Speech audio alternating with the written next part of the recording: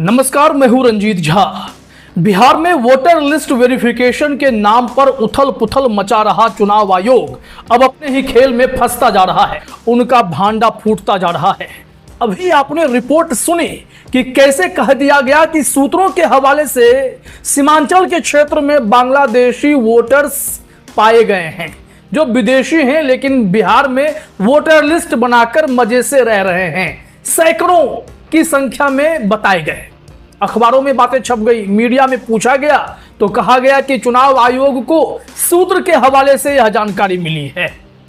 लेकिन अब आपके सामने हम जो अखबार का कटिंग रख रहे हैं, जरा देखिए ध्यान से। यह चुनाव आयोग का स्टेटमेंट है और सीईसी ज्ञानेश कुमार के झूठ का सबसे बड़ा भांडाफोड़ भी है। और इससे तिलमिलाए चुनाव आयोग ने एफआईआर का खेल शुरू किया है, वो हम आपको आगे बताते हैं। जरा देखिए अपने स्क्रीन पर। इस अखबार की कटिंग में साफ लिखा गया है कि hardly any foreign national cases on rolls, most electoral revisions see several deletions but mostly on account of death and shifting. मतलब यह कि शायद ही कोई ऐसा उन्हें विदेशी मिला है जो वोटर लिस्ट में अपना नाम जुड़वाया हो। उन्होंने कहा है कि जो रिवीजन हुआ है उसमें साफ पता चला कि जो डिलीशंस हुए हैं वो सब या तो कहीं शिफ्ट कर गए या फिर किसी डेथ की वजह से हमने उनके नाम हटाए होंगे। अब यहां देखिए, नरेंद्र नाथ मिश्रा ने इसी अखबार के कटिंग को साझा किया है। इसमें लिखा गया है, किसकी विफलता? खुद चुनाव आयोग के आंकड़ों के अनुसार 2019 तक वोटर लिस्ट में किसी विदेशी के होने की कोई गुंजाइश नहीं है। 2018 तक सिर्फ 3 शिकायत वेस्ट बंगाल, गुजरात और तेलंगाना से मिली। फिर ऐसा क्या हुआ बिहार में? बात निकली तो कई सवाल उठेंगे। ये अनुभूति बिश्नोई जी हैं जिनकी यह रिपोर्ट है और इस रिपोर्ट में कई गंभीर बातें खड़ी हो गई हैं। आपको बता दें कि यह इकोनॉमिक टाइम्स की रिपोर्ट है। अनुभूति बिश्नोई वहीं की रिपोर्टर भी हैं।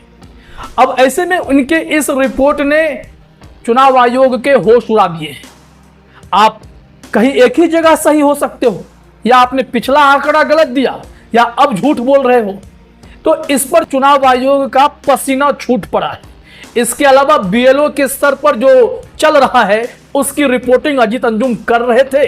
वरिष्ठ पत्रकार हैं, तो अजीत अंजुम जी के खिलाफ एफआईआर कर दिया गया, वो भी मुस्लिम बीएलओ को दबाव में लाकर।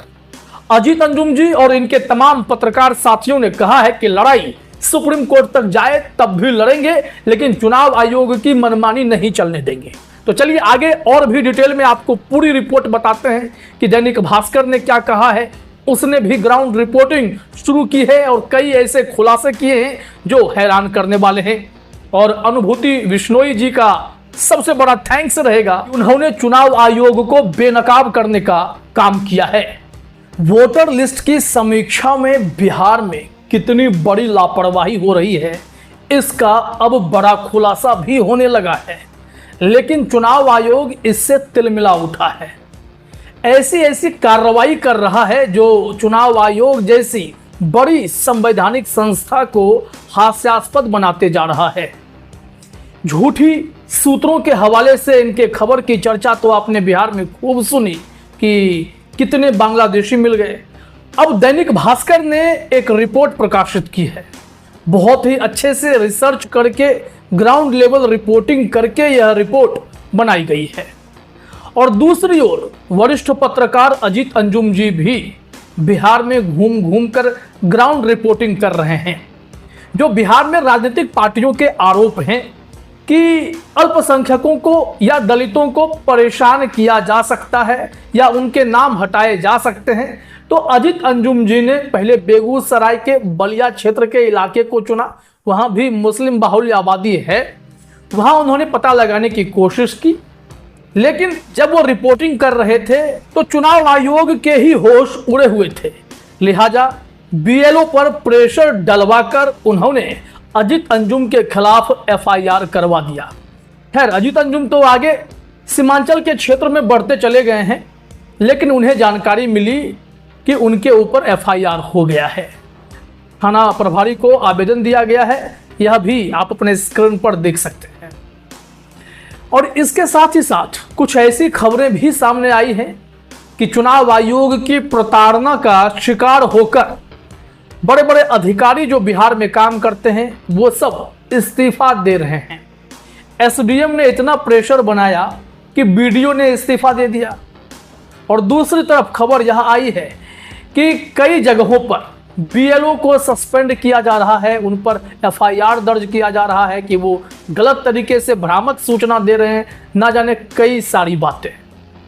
दैनिक भास्कर के रिपोर्ट को हम आपके स्क्रीन पर दिखाते हैं, जरा देखिए। लिखा हुआ है भास्कर ग्राउंड रिपोर्ट, मतदाता सूची की गहन समीक्षा। राज्य भर में भास्कर के 100 से अधिक रिपोर्टरों ने भी लिया जायजा। समझिए, राज्य भर में खबर आई अवैध वसूली की बात, रिसीविंग नहीं, बीएलओ कंफ्यूज, ये सारी बातें सामने आई हैं।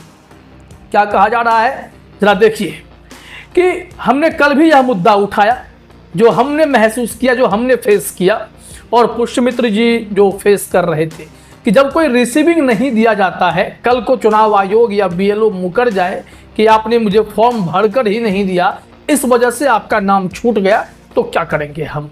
कुछ नहीं कर सकते। Bhaskar expert doctor DM Diwakar पूर्व निदेशक हैं, इन्होंने जानकारी दी है कि रिसीविंग नहीं तो फॉर्म जमा करने का कोई प्रूफ नहीं। ये दैनिक भास्कर पर है। अब क्या कहा जा रहा है कि बीएलओ पर इतना प्रेशर है, करीब करीब 10-10 हजार फॉर्म अपलोड करने की भी जिम्मेदारी है, तमाम ऐसे सवाल उठे हैं। लेकिन 35 बीएलओ का वेतन रोक दिया गया है, कुछ को सस्पेंड भी कर दिया गया है। यह कार्रवाई लगातार जारी है।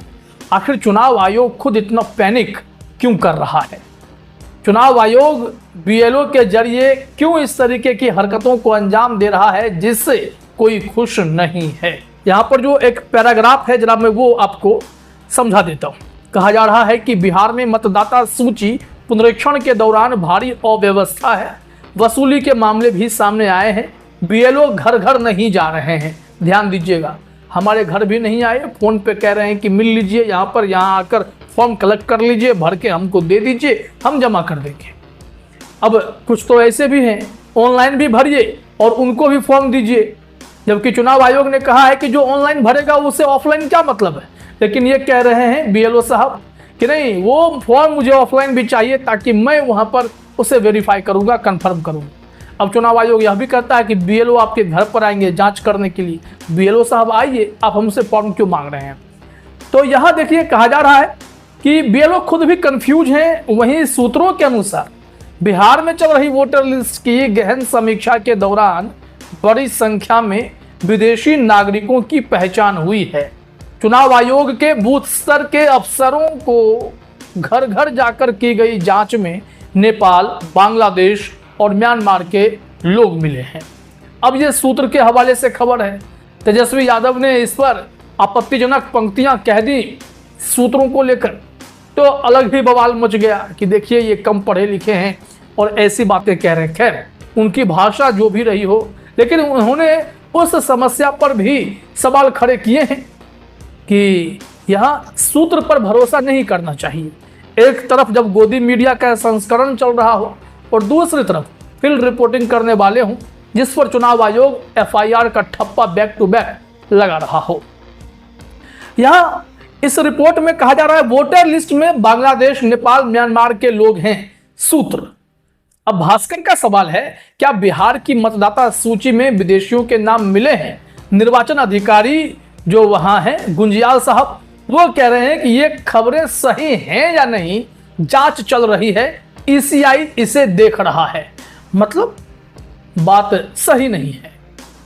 अब यहां पर जब तक फाइनल नहीं होगा कैसे मान लिया जाएगा? अब चूंकि अजीत अंजुम पर एफआईआर हो गया तो फिर इस पर कई सारे पत्रकार ने सवाल खड़े किए हैं, जैसे रवीश कुमार हैं, अभिसार शर्मा हैं, सबके नाम है। कुछ ट्वीट्स में उनके भी दिखाता हूं। यहां देखिए, रवीश कुमार ने कहा है चुनाव आयोग का नाम एफआईआर आयोग कर देना चाहिए, विपक्ष को गांव गांव जाना चाहिए और वोटर से पूछना चाहिए कि क्या उन्हें पावती रसीद मिली है, या फिर आयोग को अपने बोर्ड से हटवा देना चाहिए कि BLO 2 फॉर्म लेकर जा रहे हैं, या निर्देश जिसने दिया है और जिसने लिखवाया है FIR उसके खिलाफ होनी चाहिए। कायदे से आयोग को अजीत अंजुम का शुक्रिया अदा करना चाहिए और FIR वापस लेनी चाहिए। जिन BLO को दंडित किया गया है उनके खिलाफ भी मामलों को वापस लेना चाहिए। अजीत अंजुम जी ने कहा भी है, चुनाव आयोग अपनी कमियों को ठीक करने की बजाय अब सच दिखाने वालों के खिलाफ कार्रवाई कर रहा है। FIR की कॉपी और अधिकृत सूचना का इंतजार कर रहा हूं, लड़ेंगे सुप्रीम कोर्ट तक। FIR दर्ज कराने के लिए जो शिकायत सौंपी गई है उसकी कॉपी तो आपने स्क्रीन पर देख भी लिया है। तो इससे साफ हो जाता है कि कहीं ना कहीं चुनाव आयोग अब घबरा उठा है, छटपटा उठा है, क्योंकि जिस तरीके से वो हवाई जहाज की स्पीड से पूरे बिहार में SIR कर लेना चाहता है, उसमें भारी उथल पुथल की स्थिति तो बन ही रही है। अफसरों पर अलग दबाव है और कितने लोग इस प्रक्रिया में छूट जाएंगे या किसी कारणवश बिना रसीद के BLO के रहमो करम पर बस टिके रह जाएंगे, इसकी कोई गारंटी ही नहीं है। कुछ भी हो सकता है। तो सच दिखाने वालों को अगर ऐसे सताएंगे तो चुनाव आयोग महोदय, आपके इतने बड़े संवैधानिक संस्था होने पर भी एक गंभीर सवाल खड़ा हो जाएगा। तो फिलहाल इस वीडियो में इतना ही। आप तमाम साथियों का हमसे जुड़ने के लिए बहुत बहुत धन्यवाद, शुक्रिया।